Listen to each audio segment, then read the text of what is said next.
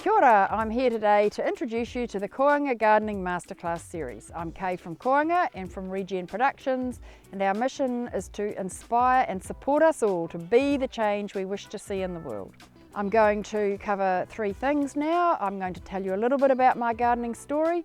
I'm going to introduce you to my grandson Ollie, who's on this journey with me, and he's going to share a magic story with you. And I'm going to let you know the entire set of workshops that will be in this series. So my gardening began as quite a young child, my gardening story. My mother always supported me to have a garden, and I grew up in a family that lived out of their garden. It's an unbroken line of gardeners really. Both of my grandmothers lived out of their gardens.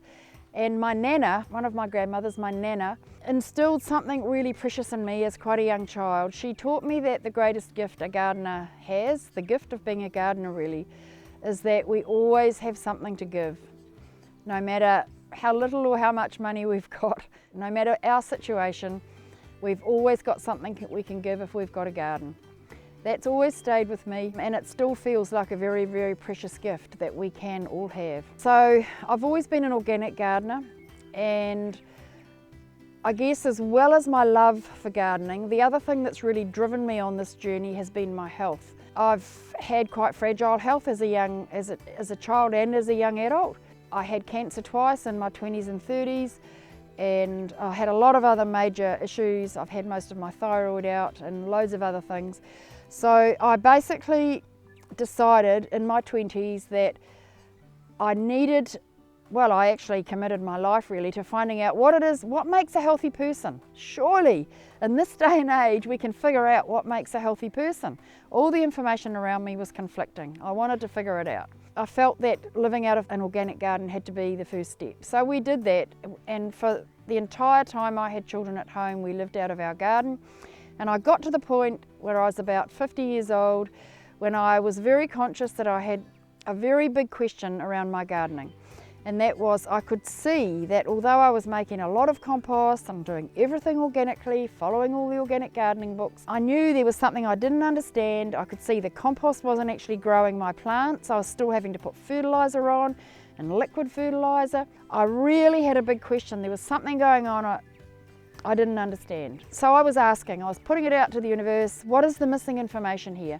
And at that point in my life, three key influences came in. One, the books about biointensive gardening, which has become a major part of how we operate. The biological agriculture movement began around about that time, and then the work of Dr. Kerry Reams began to be available around that time as well. So the work of Dr. Kerry Reams is in the book Nourishment Homegrown, and it's shown me how to work with the laws of nature, and that was the revelation. That was the big revelation for me. I learned finally after all these years how to work with the pattern language of nature, the natural world, how to put my energies into a process that I understand is going to grow soil, it's going to be regenerative, it's going to grow hybrix plants, it's going to improve my health. So the Koanga Gardening Master Series is about a regenerative process. It's showing us how to garden in a way that regenerates our soil, regenerates and improves the quality of our food, regenerates our human health, our community health and our ecosystem health. So now my grandson Ollie is going to tell you the story of the magic photosynthesis machine, and after that we'll show you the entire set of workshops that we are going to share with you in our Koanga Gardening Masterclass series. The seed is planted and will immediately start attracting moisture at a rate determined by electrical current in the seed. A high quality seed contains a lot of sugars which are made of carbon, and carbon attracts moisture. Our seed swells up. The seed coat cracks, immediately sending down a root. Size and strength of this initial root is fully determined by the energy coming from that seed. Our seed then sends up a shoot. Size and quality is dependent on initial energy stored in the seed. Once our seedling has a leaf and the sun comes out, it immediately begins photosynthesizing and making sugars to feed plant growth from now on. 60 to 70% of these sugars are sent out through the roots at night to feed the soil microbes. Microbes, especially fungi, trade and exchange minerals needed by the plant from outside the root zone for sugars made by the plant. Fungi live on these sugars. The more sugars the plant pumps into the soil, the more minerals the plant will be fed by the fungi, so long as there is available phosphate in the soil to carry the minerals into the plant. The more minerals the phosphate takes into the leaves, the more efficiently the photosynthesis machine is, and the more sugars are made. When a plant is photosynthesizing efficiently and making high levels of sugars, more and more of these sugars are fed into the soil to support the humus building process. Basically, a highly functioning plant builds and regenerates the soil. When the plant is making high levels of sugars, it is able to grow to be a high-brix or nutrient-dense plant, meaning it holds a lot more minerals in its body. When a plant holds a lot of minerals in its leaves and stems, it has a strong electromagnetic field around it, stronger than if it had fewer minerals in its leaves and stems. When a plant has a strong electromagnetic field around it, it is able to attract from the air through its leaves up to 90% of the mineral energy required for its continued growth. This can only happen if the first 10% of the plant's mineral needs are met through the soil first. To meet those initial needs, there must be available phosphate and all the other required minerals along with microbes, air, and moisture. So the higher the brix or nutrient density of the plant, the more it is able to build soil and grow high-quality food for nourishing all life on Earth, enabling humans, animals, birds, insects, and microbes to be optimally healthy.